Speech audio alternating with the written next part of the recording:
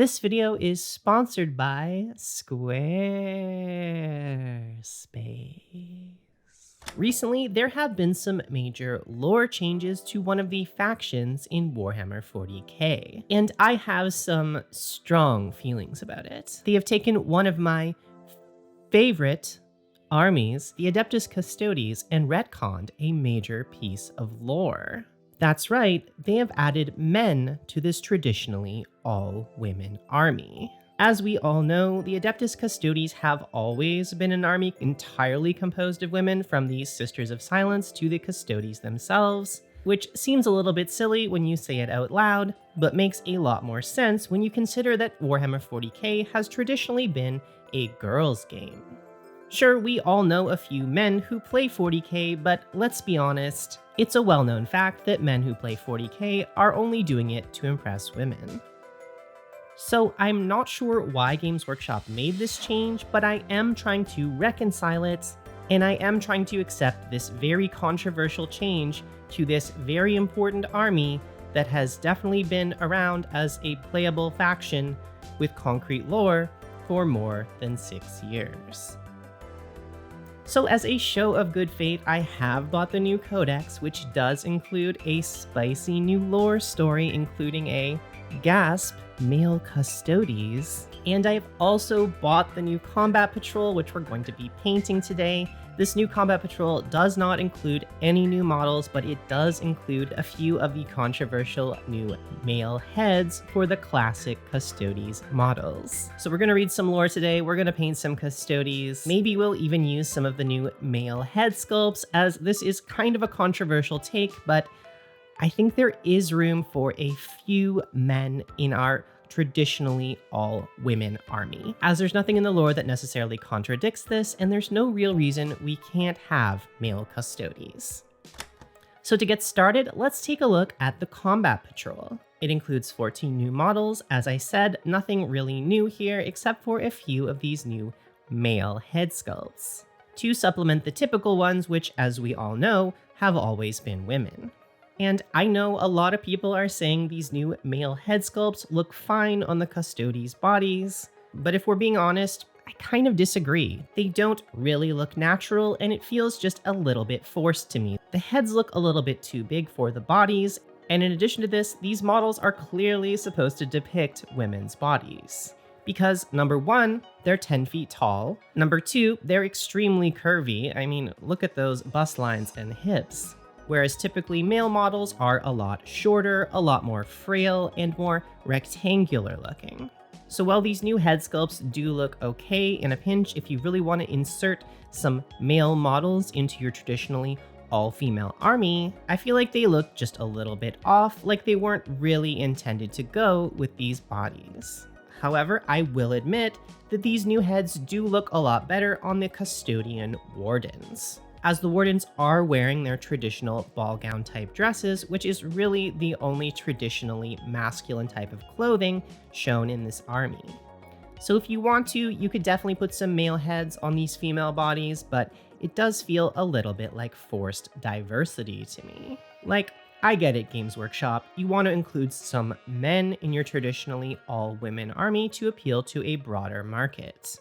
But for me, it's really about the way they've gone about it. It feels like they're just shoving it in my face, like they're promoting some sort of agenda, and it just feels disrespectful to me as a longtime fan who's definitely been into Warhammer for more than 5 years and definitely plays all of the games.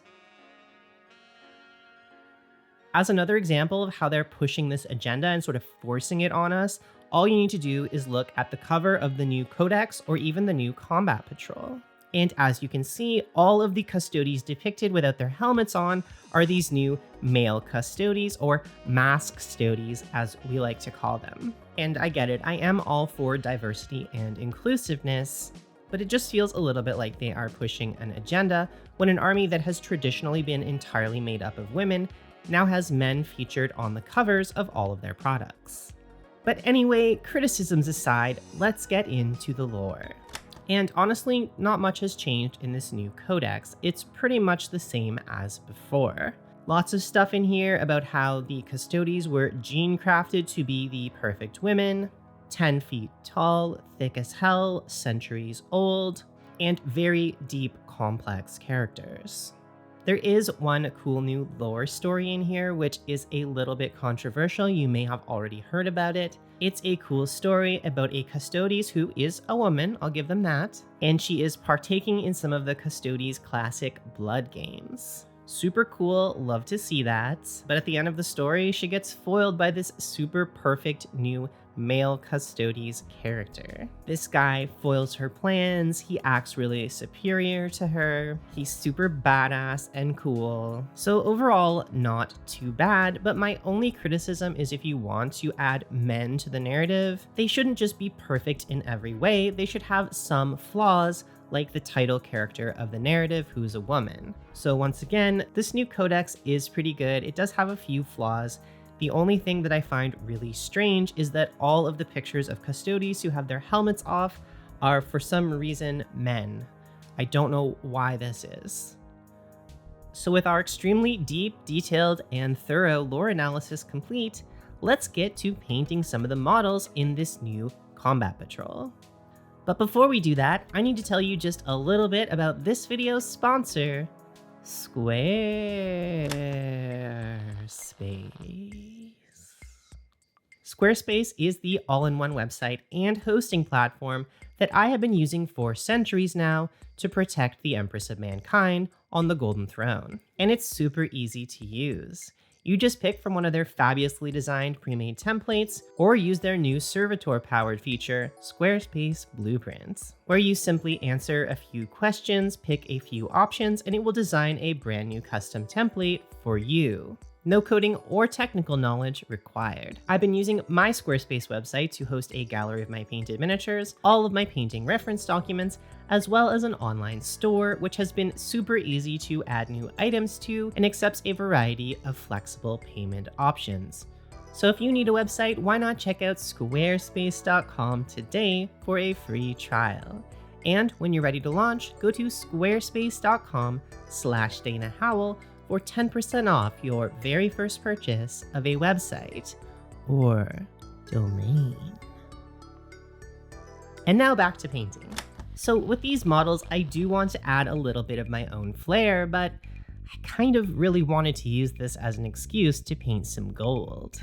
As I've had this prototype gold primer that Army Painter sent me over a year ago, and I've always wanted to use it for something, so I thought this would be a great opportunity to make use of it.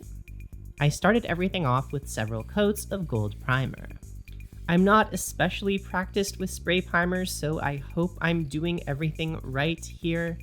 And if you're wondering what this little clip thing is that I'm using to support the models, this is a airbrush stand. I think it's for Gundam models, and I highly recommend it. It's super useful in cases like this where you want to get the primer on all the different parts of the models. You can find these clip things in a lot of different hobby stores, but I've provided a link to the one I bought down in the description. It is an Amazon affiliate link, just because that's where I bought it, and I have an Amazon affiliate account. You can buy it there if you want, but no pressure. And with our priming done, I left the models to sit for 24 hours just to make sure everything was nice and cured before getting fully stuck in and painting them up. Like I said, for these models, I'm not looking to do anything too fancy, just a quick army project that will give me a combat patrol, a kill team, and the start to a potential Custodes army. So I will be using roughly the workflow from the Womulf system here. Link down in the description if you haven't already seen my video on Howlcorp's patented Womulf system. But to summarize, this workflow is just 5 steps, and it's designed to make painting as thought-free, head go empty, brain off as possible, while still having fun and getting some nice results. So the traditional 5 steps for the Womulf system are white primer, metallics, overshading, layering on up, and final details. But in this case, I guess it's more like the Gumulf system because we used a gold primer instead of a white primer. But the same steps still apply. We're going to add on any of our other metallic colors that aren't gold, so silver,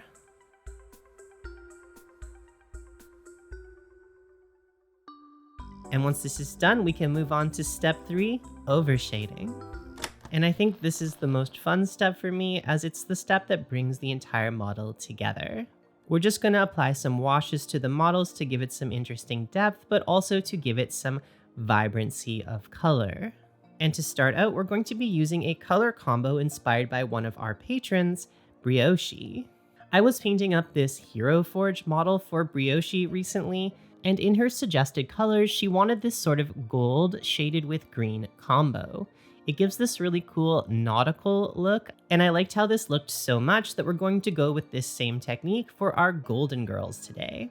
However, in this case, I wanted a more muted, subtle look, so I ended up going with a 50-50 mix of Speed Paint 2.0 Absolution Green and Speed Paint Medium. I applied this pretty generously to the entire model, or at least all of the parts of the model that I want to remain gold.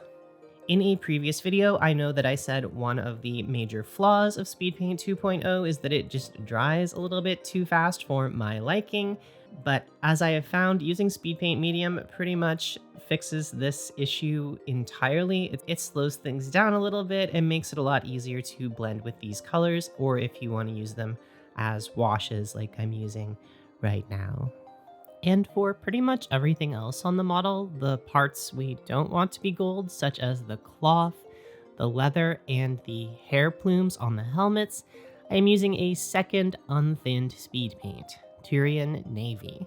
When we apply this color over gold, it looks like a really rich, vibrant black color, but it's actually a dark blue color. So it works great for shading the silver parts of the model as well. And for any of these silver parts that we want to look really shiny, such as the mask, details on the weapons, or the tubing in the chestal area, I diluted this color about 50-50 with Speed Paint Medium to let a little bit more of that silver shine through. And by the way, this color works really well for panel lining as well. I only used it on a few of the panels of the armor in this case, but I think it does look great for that purpose. Finally, I used yet another speed paint, Raging Sea, to paint the bright turquoise weapons. I think this looks especially cool over a silver undercoat, and I also used this color to paint all of the gemstones on the armor.